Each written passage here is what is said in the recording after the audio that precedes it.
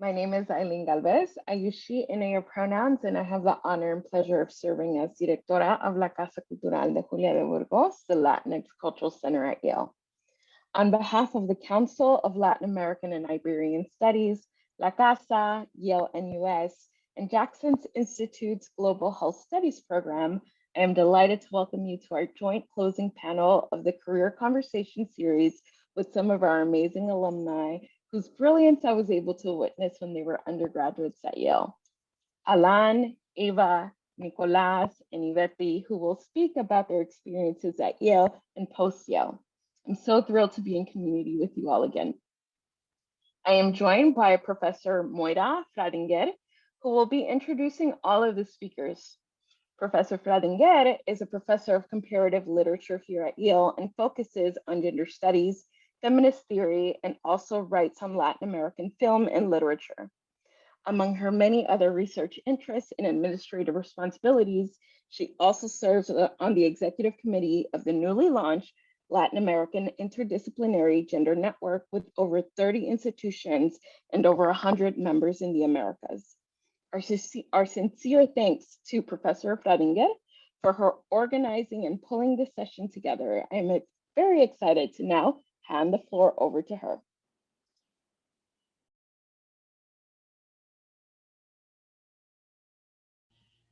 Thank you so much, Dean Galvez. Hola a todos. Hello to everyone. Welcome.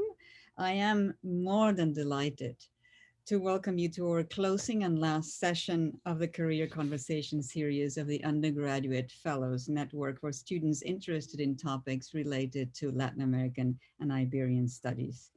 This is an initiative of the Yale Council of Latin American and Iberian Studies. The Council supports studies on Latin America and the Iberian Peninsula through collaborative efforts focused on meaningful partnerships and academic research. It serves as Yale's hub for intellectual exchange and partnerships in Latin America, Spain, and Portugal, and it administers the Latin American Studies undergraduate major. If you have not yet officially joined our undergraduate networks, or if you're a grad student, the graduate networks, I invite you to visit the Council's website to join. You will find a closely knit community, opportunities to work with and meet our faculty, and have funding during the academic year for short-term research, travel, conference, and summer projects. Now I am delighted to introduce our speakers today. Practically all of whom, with the exception of Yvette, were students of mine, so I know them very well. And I will introduce them with a narrative they provided about themselves and in the order that they will speak for about 10 minutes each. We will have an informal and unrecorded Q&A session where you will have the opportunity to unmute and ask your questions after all panelists have a chance to speak.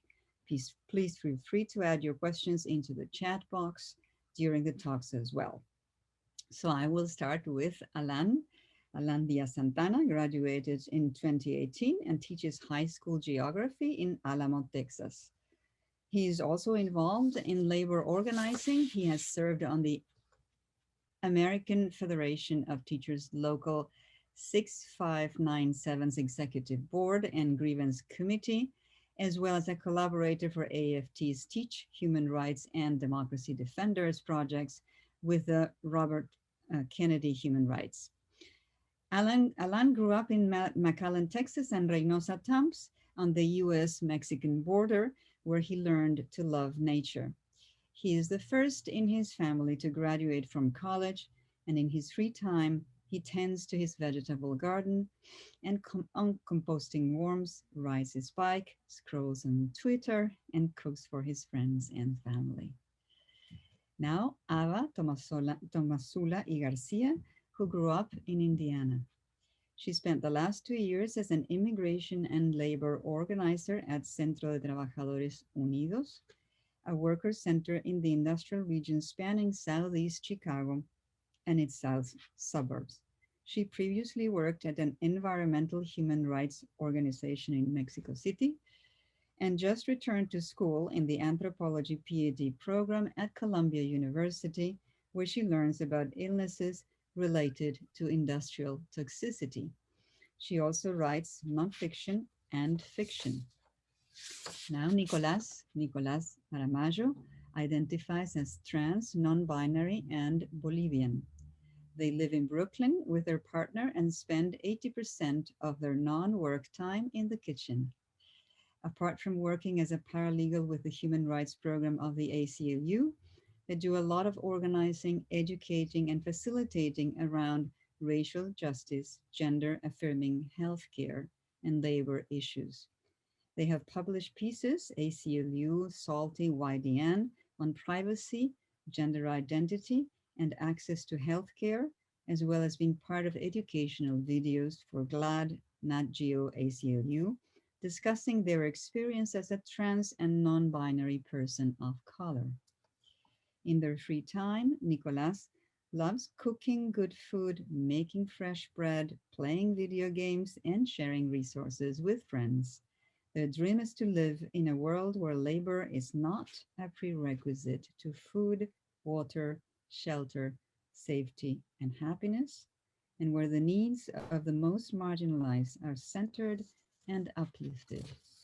And lastly, Iveri Estepan graduated from Yale in 2018, and she is the Director of Partnerships and Community Outreach at Upsolve and a social impact advisor at Inspire Justice. Most of her work applies sociological frameworks to build diversity, equity, and inclusion for marginalized communities across different industries. Thank you all for being here, and let's get started with Alan.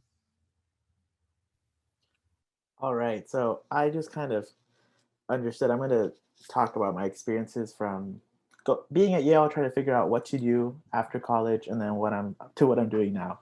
Um, so something that I really felt my senior year, part of my junior year, is that a lot of the jobs that were being advertised to me or kind of being promoted on the emails just did not speak to me. I didn't want to go into consulting. I didn't want to go into banking. I didn't want to go into all these things that just didn't speak to me exactly. And the few times I did go to the career office, this was just rather strange. I kind of wanted, I was thinking about going back into teaching. I was thinking about trying to come back to Texas, and there really weren't that many opportunities to come back almost anywhere in the South. Most of them are really centered in New York, some in California, and a lot of them in New Haven, which I think was really cool, but I didn't want to stay in New Haven. I wanted to come back home. So I got this email from a Teach for America recruiter saying, hey, come have coffee with me and we can talk about teaching. One of your friends said that you would maybe want to do this later on. So I said, okay, I have time. Why not? I was really trying to avoid other responsibilities. So I went, and this person kind of talked to me and said, think about your favorite teacher when you were in high school or you were in school, and think about the impact they had on you. And I thought about my teacher, Miss Nickstad. She's my chemistry teacher. And she was also a Teach for America teacher, but she was this random lady from Wisconsin that ended up on the border, right? And was just really kind and caring. And she was the only one who told me, you should apply to Yale. Like, why not? You should apply to these schools. What we're still saying is no.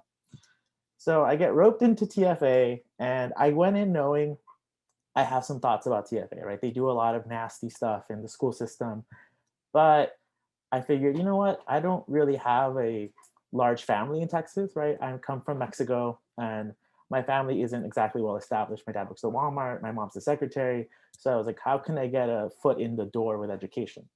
And that's Teach for America. So I went through this several months long training program. And what I remember that, I guess, I don't know if y'all are seniors, those of you who are on here. I remember feeling that in a week or two, my life completely changed. So I remember being in New Haven up until the middle of June, and then flying down home, being home for 2 days, and then driving up to Houston and being in this, getting up at 4 a.m., going to a school at 6 a.m., teaching until 6 p.m., and then coming home to plan and take classes and to get ready for this whole new world that I was getting into, and I didn't know what I was getting myself into. And it just really felt really quick, and I didn't feel this like, oh, I miss college. I just felt like, what am I doing? What did I get myself into? Is this what it's really like?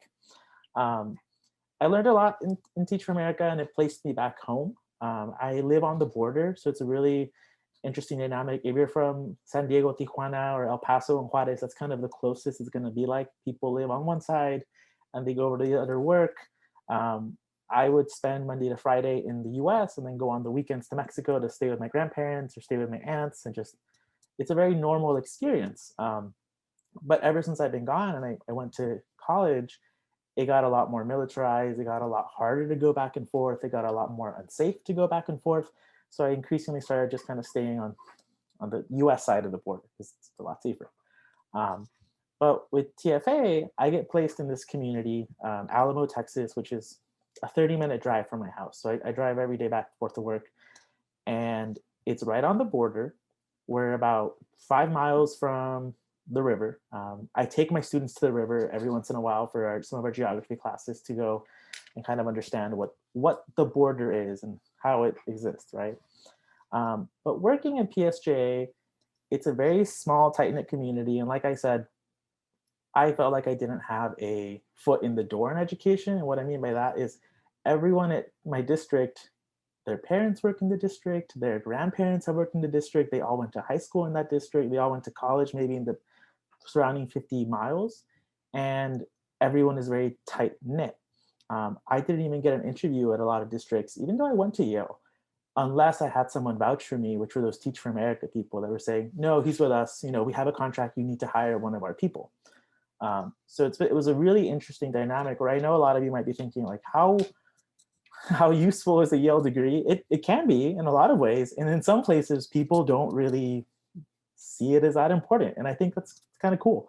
But working at PSJ, I started noticing a lot of issues around how we treat others, how we treat the students, how we treat staff members, depending where they are on our hierarchy. And I got really upset. A lot of the people that were actually doing the work, like a lot of our custodians, a lot of our teacher aides, were being treated horribly. Our students get disrespected by staff every single day. And that really drove me towards organizing my own coworkers and organizing some of the students. So I get in contact with a lot of these AFT, American Federation of Teacher Organizers, and they all kind of wrote me into, hey, we're really close to unionizing the district. We just need someone who will actually talk about these things at work and will have the time to go and meet with people at their houses. That will go and talk to them and say, hey, this is what's going on. This is how things can get better. So through that process of unionizing the district, it takes us a year, but they had already been setting groundwork for several years, working with people for several years. A lot of things kind of start to change. And I start seeing the really big impact of talking to your coworkers and saying, hey, I don't know what I'm doing. And also, why do I have 160 students? Why do I have 30 students in my class if the state limit is 28? Why do I have, why are we breaking all these laws and why is no one checking? So that's one of the really big things. And everyone who's going to get a job, everyone's going to get a job. I tell my students all this: talk to your coworkers, talk to all the things that are going bad with you. You're not the only one. And sometimes it feels really isolating to not talk about these things, but speak up about them because they're happening everywhere. But teaching is also a very rewarding job, a very hard job. And I hope a lot of you are thinking about it, right? I know I saw some statistics in the Alumni Association. I think 10 years ago, a lot more graduates are going into teaching than are now. And it's something that's really shocking to me because we need a lot of really good people teaching. And you might even not want to do teaching your whole life, right? I'm thinking about doing teaching for 5 years just because I've made some commitments with my district. But I would really encourage any of you who are thinking about going to teaching, you can reach out to me and talk about it or figure out what the paths look like. You don't have to only go through Teach for America. There's lots of other options out there. And some of the work I do in PSJ, aside from just teaching, is helping write the curriculum. So one of the really good things of having a Yale degree is that people look at me and they assume that I have this expertise that I might not always have on some things. But studying environmental studies and environmental justice, I help write the curriculum for geography, it all overlaps entirely. And one of the really cool things about being on the border is that I teach entirely in Spanish. So all my classes are in Spanish. My kids get full credit for everything. And we have a really, really great dual language program, which is one of the things that really attracted me to this district, is that, kids don't have to be ashamed of speaking Spanish. They can call me profe, they can call me maestro, you know, they can talk to each other in Spanish. Or what's increasingly been happening is we're getting a lot of refugees from Central America who don't speak Spanish, right? And I get a lot of students that get placed in my class and they're like, hey, they're from El Salvador, you can teach them, right? And I'm like, let me meet this student. Because I talk to them and they're like, they can talk to me in very little Spanish and they're saying, I don't understand Spanish. You know, they're like, they're telling me I speak this other language, I speak this native language. And, you know, they're still in my class. And that's been the hardest struggle this year, is really learning how to teach them when I don't know their language and they kind of know some Spanish. But that's just kind of been in a nutshell of my experience post-Yale. But also, if any of you are trying to go home, I know a lot of you get dragged somewhere else, usually New York. I would really encourage any of you to try to go home, figure it out some way. It's possible. Might get on time, I don't know. What goes next? Thank you so much, Alan. That is an incredibly rich experience. I'm so happy that you favor and you promote teaching. Now, shall we go on to Ava, I think, right? Yes, Ava, and then Nicolas, and then Iveti. Great. Yes, no, yeah, I'm so happy to see everybody and to be able to share with you, because I didn't know almost any of that, Alan, and it's so wonderful to hear everything you've been doing in the last couple of years. And to anyone who's graduating or in a couple weeks, good luck. I can't imagine doing this whole school year completely on Zoom and what that does to friendships and the little informal thing, learning experience. So you have so much respect for me, and good luck. And yes, so I graduated in 2017. Immediately after graduating, I went to Mexico City on a Parker Huang Fellowship, which is one of the post-grad fellowships that Yale offers, meant to cover unpaid work in a justice-related field.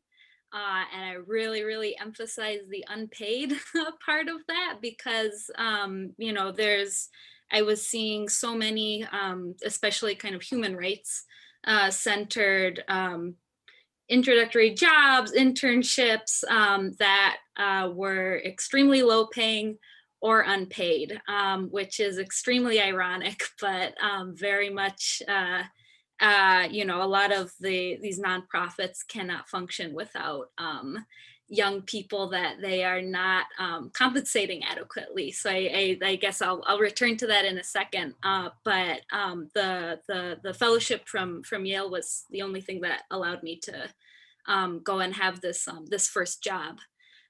So I was working at a place called la Asociación Interamericana para la Defensa del Ambiente, the Inter-American Association for Environmental Defense, which is tied to Earth Justice. Their main offices, which makes it sound impressive, but it was literally maybe a bathroom-sized room where my boss was kind of sitting with almost her knees touching me and looking over my shoulder all day. But they're in Mexico City. They work in about 8 countries in Latin America, largely doing environmental human rights advocacy work. So fighting in domestic courts, using arguments based in international law to try to create regional precedents in line with international treaties, and then at the level of the UN also. So what it really made me want to learn from AIDA in particular is that I really feel that they work within the recognition that a global order under capitalism is creating global environmental catastrophe, which is something that is missing from a lot of US environmental work and the human rights framework also. So Nico and I were in the human rights program as undergraduates at Yale, and trying to figure out what kind of jobs I would be able to have. This was you know, something that I learned a lot from. So these are all kind of cases that AIDA takes that work around environmental destruction that is the destruction of indigenous sovereignty, environmental destruction that creates gender-based violence. So most of their cases are trying to take on large international development programs like the Belo Monte Dam in Brazil, palm oil production in Panama, other hydroelectric dams in the region, mining, etc. And what I so appreciated about the work is that it's not law-based, really. I mean, most of the people are lawyers, but they work directly with environmental defenders in their countries and make kind of, you know, human rights law, which is pretty weak anyway, just part of a larger strategy around organizing. And so the law is not the central point. So there was I learned a lot, you know, but what all that kind of work actually meant was a lot of time sitting at a desk writing reports. And so of course there's a little bit of travel, you know, when the different special rapporteurs from the UN would come through to have listening sessions, you know, get to meet them and go to the Inter-American Commission on Human Rights and things like that. But most of the time was messing my wrists up at a computer. And I say that because I think this is, you know, the unglamorous side of so much, especially with the kind of non-profitization of movement work, where a lot of, I think, you know, young people are really like then pushed into not-for-profits if you care about, you know, so many things, and then it seems like the only way to engage in a you know, in an organizing way is to have a job in it, which looks like being part of a not-for-profit, which is awful, but that, you know, that's where we are. And so a lot of that time is actually spent on, which I was a little surprised to find out. So it was a wonderful experience, but a lot of the things that I did in that year were not related to my job. There was a pretty big earthquake in Mexico City in 2017, and I lost my apartment and started working and living at a place called Casa de los Amigos, which is a refugee resettlement center. And then also there were some folks post-earthquake that were living there also. And so started volunteering there also. Most of the folks who lived there were passing through Mexico, trying mostly to get to the US or Canada, and seeking asylee status. But they also had a really amazing program in economic justice, which looked like being part of different bartering communities throughout Mexico City that use alternative currencies and try to create a kind of solidarity economy outside of the traditional one, which was really, really wonderful. But my money ran out, and so I had to come back to the US after the experience of largely being at a desk for hours and hours every day. I wanted to try to be home, be closer to home, and really try to do something that was a lot more hands-on, and kind of a disillusionment with the kind of human rights not-for-profit work. I wanted to do a more actively organizing type of job, which is interesting because, you know, so I started working at a worker center as a first an immigration organizer, and just because it's in the United States means it's not, you know, called human rights work, but I think we all reject the idea that, you know, that should be the case. So I started working at Centro de Trabajadores Unidos, which is one of 8 worker centers around the Chicago area. It was one that I really wanted to be at because it's where most of my family is, in the kind of southern part of Chicago that bleeds out into Indiana. It's been dominated by steel mills a couple decades earlier. And now, since those mills closed starting in the 80s, have been replaced by extremely exploitative, low wage and toxic jobs. So there's a lot of metal recyclers, pallet packing sites, manganese and other toxic containment centers and things like that. So the CTU was founded 13 years ago when a potato chip factory closed, and none of the workers were paid their final checks. And since then has grown to do not only kind of labor and immigration organizing with mostly low wage and mainly immigrant workers, but also to be more of a community center. So the area I have a lot of family in, a lot of family that did similar jobs to those that folks at CTU do. And it was a really fabulous time. I started out as an immigration organizer and then became a labor organizer. So it's mostly like wage theft claims, discrimination claims, trying to get money that bosses have been stealing from workers. But we also wanted to try to do something that wasn't just always defensive. And it feels like you're kind of bailing water out of a sinking boat, trying to navigate small claims courts, or, get back pay that ends up being $500 and, requires such a huge kind of legal battle to get. So I got to be involved with incubating some worker cooperatives also. So we have 2 cleaning co-ops right now and are trying to grow more. And yeah, I guess in the questions, I'm happy to talk more about the work that CTU does. I think it's extremely important, but I think the one thing that I wanted to bring to this panel and space is the kind of my, not to be pessimistic, but I think there's kind of no shortage of organizing work.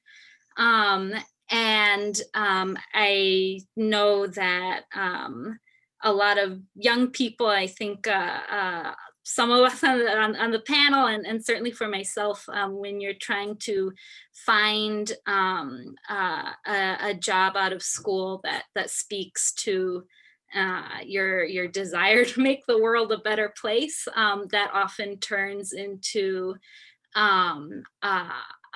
making kind of moral judgments on yourself based on what job you have, which is really ugly. And the way that, because of how so much of movement work is funneled through not-for-profits now, your job and what you care about in terms of like organizing can become conflated in really ugly ways.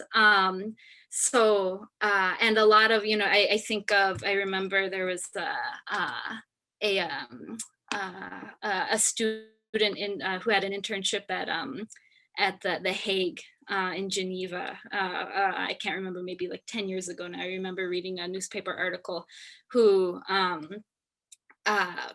these were unpaid internships. They couldn't afford to actually pay their rent and do this internship, and so started camping near a river near The Hague as a protest, which is like absolutely like bonkers. It's a human rights like emblem, and yet not paying their interns. But I think that's very common, and so in the kind of organizing work that I've been doing, there's kind of what's called care and sacrifice of like, working until 2 a.m. and then getting up at 6 a.m. the next day, or using your own cell phone as like an ICE hotline and like things like that are because you do care about what is happening. They're actually just exploitation. And if there's not kind of a structure at the job where you can be supported, and there's a kind of culture of false urgency, that can lead to some pretty toxic things. So I don't want to be a downer or anything, but I think that that's something that I wish I had known, kind of starting off finding jobs. And I think I will end there. And maybe Nico can be more optimistic. I don't know. You can tell us. You can tell us, because the two of you went to the same program. So maybe that's a question for you later. Yeah. Hi everyone. So Nico, I use they them pronouns. So I think I'll start off.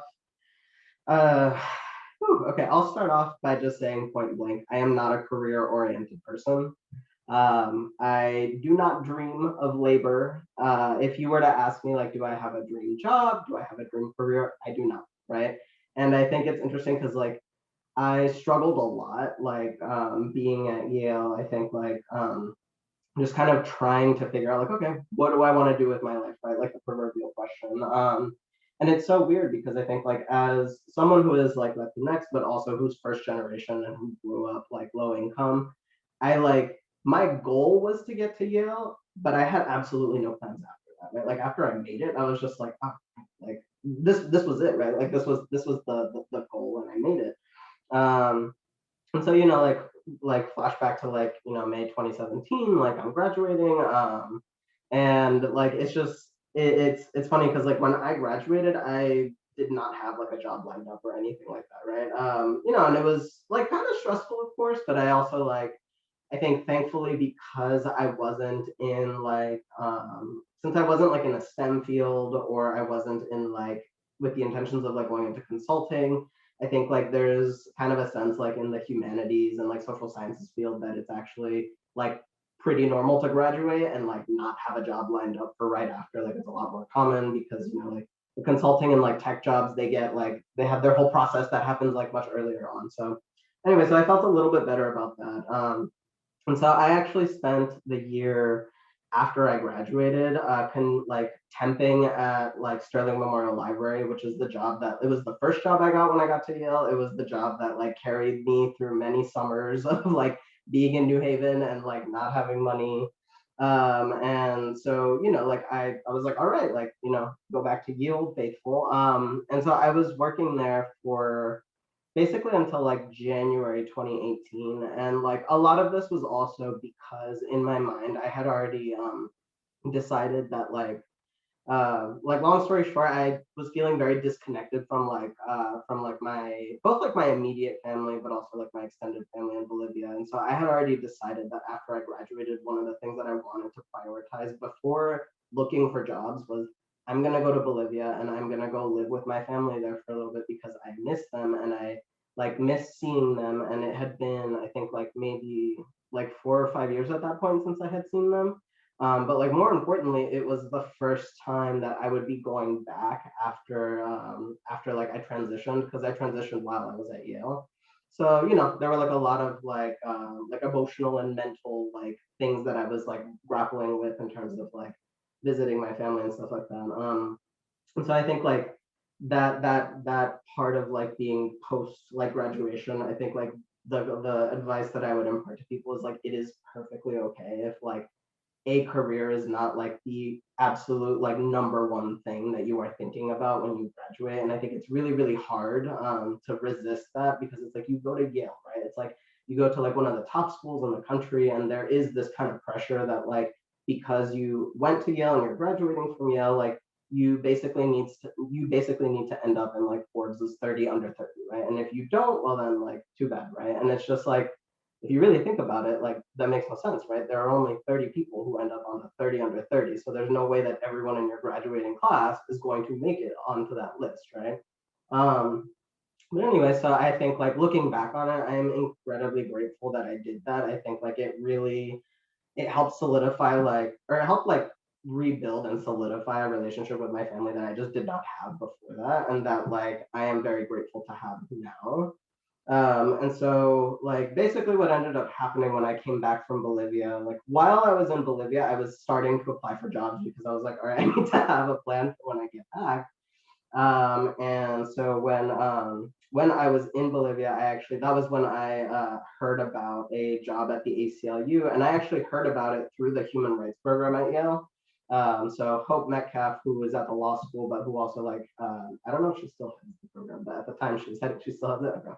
So at the time, like, you know, she emailed out to like the listserv and was just like, hey, there's an opening for a job as like legal support staff for the human rights program at the ACLU. Like, here's the link, right? And so I was like, okay, like perfect. You know what? Like I was looking at the qualifications. I was like, I'm qualified. I don't really have an interest in doing like legal work, but I was like, more than that, I need a job and I need a paycheck. So I was like, okay, great. So I I applied for the job and I also got in contact with Hope to ask her a bit more about it. And like, you know, fast forward, I ended up getting the job. It's still where I am right now. I work as a paralegal now, but I think one of the things that I really learned throughout that process, but then also continuing on like to my current job, is that like when like you are told that like networking is everything, like it really is. Like, you know, I think going back to like what Alan was saying about just like whether or not like a Yale degree matters or not, like, you know, like in like his context, it was like more about like, well, I don't have connections here, right? So it's like, does this degree matter if I have no connections? It's like, not really, right? And like when I say that like networking is key, like I mean that, yes, like in a very like career oriented way, but I think like I also think about it a lot in terms of just like learning to like understand the importance of like the community and the connections that you are building, because that matters more than anything else. Like when you are looking for any sort of opportunity in the future, right? Like whether it's like a job or like even if you're like, I don't know, looking for like housing, or you're looking for, I don't know, like places to like you know, like resources that like you or like loved ones might need, right? It's like that's the perfect moment like to tap into like your networks and be like, okay, like how can I get the things that I need, like knowing the people that I know, right? And so I think like currently like at like my job, I think that like going into it knowing that I didn't want to go into like the legal field at all, like obviously like, you know, I'm kind of just like, okay, so like what am I going to do while I'm here? One of the things that like has been incredibly fulfilling has been like finding other like trans and non-binary people at my job, and kind of just like all of us coalescing and like organizing around like finding ways to make like our job more inclusive of trans and non-binary people. And it's like, I think anyone who has worked at a nonprofit, anyone who has any experience in nonprofits at all, like it's pretty like common for like the external kind of like facade that nonprofits put on to not necessarily match the internal politics and like structures of everything, right? So it's like, you know, it's the ACLU, right? Like the ACLU externally has a lot of like really good content and work that it's doing in terms of like, you know, like fighting for and like defending the rights of like trans and non-binary people across the country, but it's just like internally the structure of the organization does not match up, right?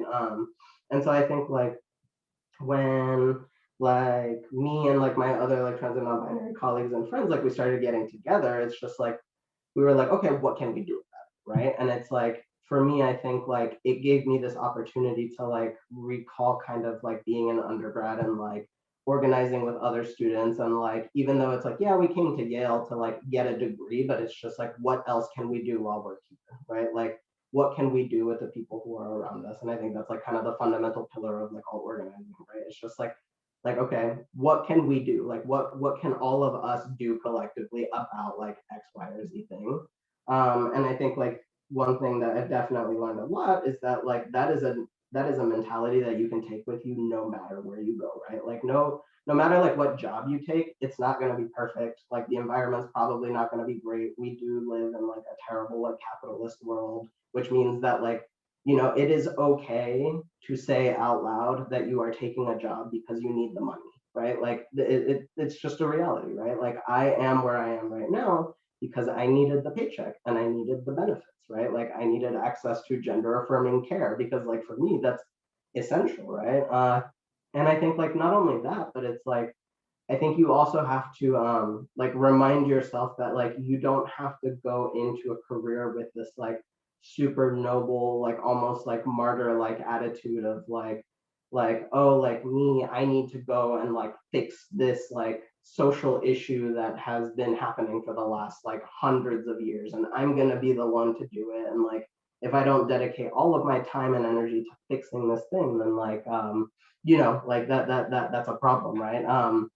But anyway, so I think I'll go ahead and wrap up now by just saying that it's okay if you are graduating and you don't know what you want to do. And if you don't know what you want to do in terms of like a career, think about like what your emotional, what your mental, what your interpersonal needs are, and maybe start thinking about what you can do about those things. Thank you, Nicolas. We now go to Yvette.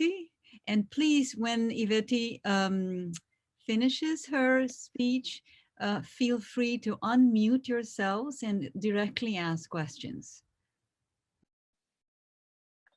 So hi y'all, Yvette here, she or hers. I kind of echo a lot of the sentiments of everyone that's spoken thus far. Mental health was something that I was thinking about deeply when I was leaving Yale. Also thinking about burnout from organizing. So just to backtrack a bit, like at Yale, I majored in African American Studies and ethnicity, race, and migration. I was very focused on racial formations as like a framework, and just like an academic passion of mine at that time and still continues to be. I worked a lot at La Casa. I worked at La Casa for all 4 years. And then 2 years also I worked at the Afro-American Cultural Center. And I was really into all the cultural centers and doing programming around everything and anything. So that was my thing. I know that I enjoyed my time, like just coming up with events that like were somehow intertwined with community relations and academic study. So that was the thing that I always kept in the back of my mind as I thought about my future. But I also did a lot of work while I was at Yale. So I was one of those that was like trying to get internships and just doing things just to see what I cared about. I also am a first gen low income student, and I didn't really know what career paths were out there. I think my parents knew a doctor and a lawyer and a banker, and I didn't know all the things that were out there to do, right? So I definitely spent my time at Yale exploring that. I had an affinity to travel, so I spent a lot of time traveling with different Yale fellowships, and that was fun. But I worked in the legal spaces in DC. Wasn't my cup of tea at that point, just because I felt like it was very rigid. And there was a very narrow sense of what progress looked like and what you could get done. And then I also worked teaching for prep in New York City, and thought about what it looked like to, be part of those programs that are feeders for these private schools, and how they basically have this like carbon copy of what a POC that goes to Yale and Harvard looks like. And it was tough for me, a tough pill to swallow.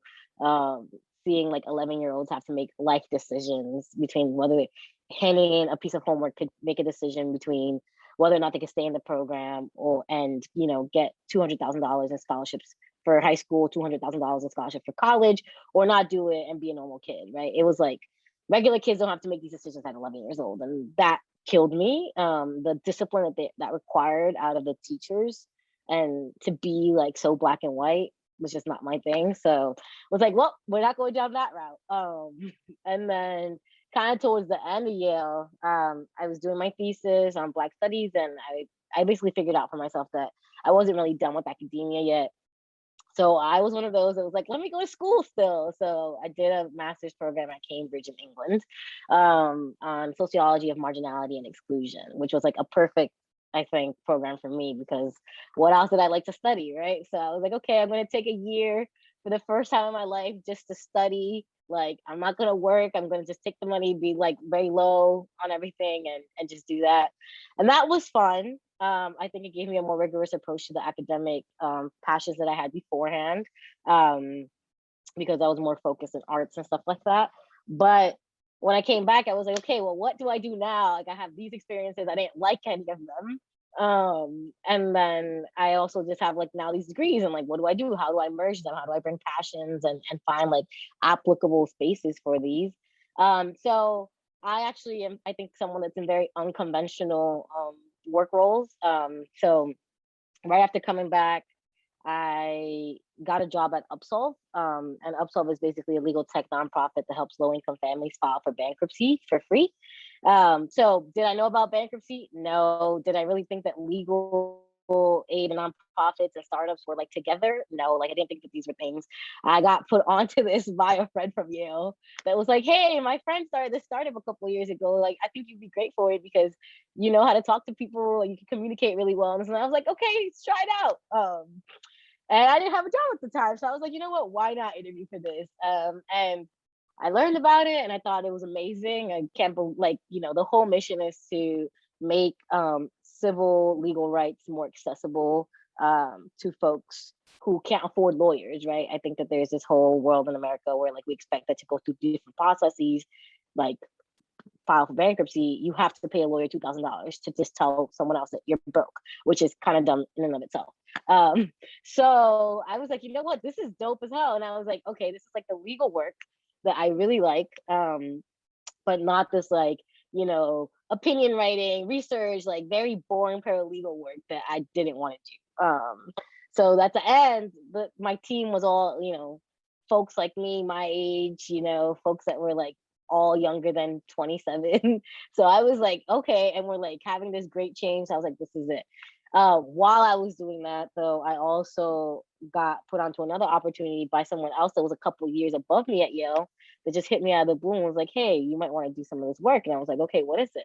So I joined this organization called Inspire Justice, which is basically kind of like this like social impact organization in Hollywood. And basically a lot of things, I do a lot of different things for them, but some of the things that I can state are like, we'll do celebrity coaching, like on political topics, right? Like teaching, like I literally got to teach about Afro-Latinidad to a very famous actor, like just for like 2 hours and just be like, this is what it is. Like I get to like present on my thesis, you know, it was like really dope work. I also get, right now I'm in the midst of creating a DEI training for Netflix. Other work that I get to do as part of this is Lionsgate and different studios like Lionsgate. I get to look at the slate and the scripts that they have on their slate for production, and I get to go through them and be like, hey, like this is a full white cast. Like you need to have a POC person here. Here are some suggestions for casting for this person.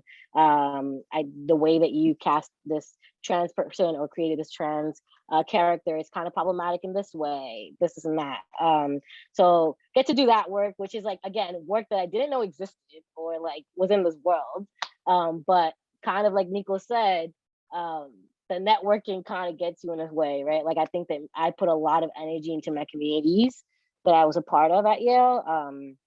Just by organizing, just by being part of them at all times and known as a loudmouth at Yale, it is what it is. And that got me into all these different opportunities. And apart from that, I do my own thing too. Like now I get inbox for doing random consultant work. I currently am building out like a program / training for Land O'Lakes. I don't know if you guys know the butter company.